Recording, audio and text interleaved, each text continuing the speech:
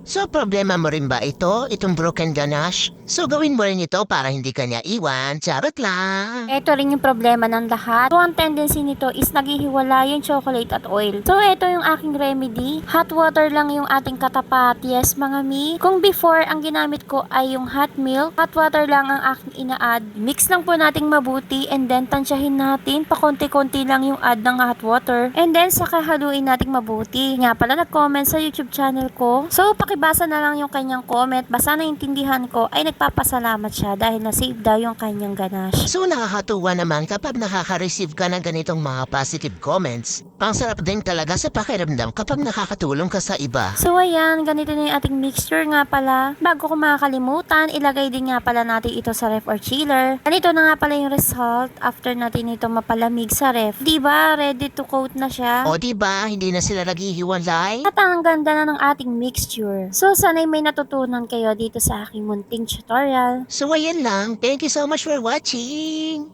Babush!